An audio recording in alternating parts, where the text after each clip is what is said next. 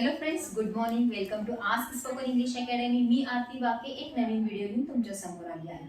आज आपण प्रिफिक्सेस बघणार आहे. प्रिफिक्स म्हणजे काय?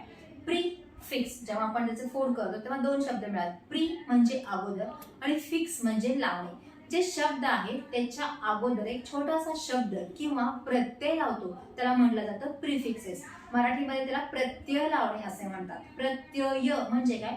एक ऑलरेडी शब्द आहे त्याला अगोदर किंवा नंतर एक शब्द लावला जातो किंवा काही लेटर्स लावले जातात जेणेकरून एक नवीन शब्द तयार होतो, त्याला म्हटलं जातं प्रत्यय लावणे. आज आपण तिथे फक्त बघणार आहे प्रिफिक्सेस. प्रिफिक्सेस म्हणजे अगोदर प्रत्यय लावणे. जो काही शब्द आहे, शब्द इन द सेन्स कुणाचंही नाव घेऊ शकत नाही आपण, म्हणजे कोणाकोणाला आपण प्रिफिक्सेस लावू शकतो. They can be nouns. Nouns म्हणजे कॉमन नाउन जे आहेत ते सांगू शकता. जे काही ऍडजेक्टिव्ह आहेत ते घेऊ शकता. त्याच्यानंतर वर्ब्स असतात त्यांना आपण प्रिफिक्सेस सफिक्सेस लावू शकतो. पण प्रीपोजिशनला, कंजंक्शनला, इंटरजेक्शनला मात्र आपण काय करू शकत नाही, प्रिफिक्स आणि सफिक्सेस म्हणजे प्रत्यय लावू शकत नाही. आज बघणार आपण प्रिफिक्सेस. प्रिफिक्सेस मध्ये ऑलमोस्ट 4 शब्द वापरले जातात. कोणते? फर्स्ट वन इज इर हा शब्द लागू शकतो, त्याच्यानंतर इम हा शब्द लागतो, त्याच्यानंतर अन हा शब्द लागतो आणि चौथा आहे डिस.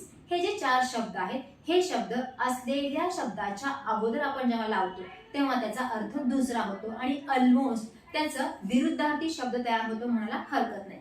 फॉर एक्झाम्पल, ॲडव्हान्टेज हा शब्द आहे, त्याला जेव्हा आपण डिस हा शब्द लावला तर तो झाला डिसॲडव्हान्टेज. रेग्युलर हा शब्द आहे, त्याला जेव्हा आपण इर हा शब्द लावला तेव्हा झाला तो irregular. Mature, immature. Ability, inability. Happy, unhappy. Agree, disagree. Charge, discharge. Like, dislike. Connect, disconnect. Successful, unsuccessful. Comfortable, uncomfortable किंवा डिसकम्फर्टेबल दोन्ही शब्द यूज करू शकतो. Qualify, disqualify.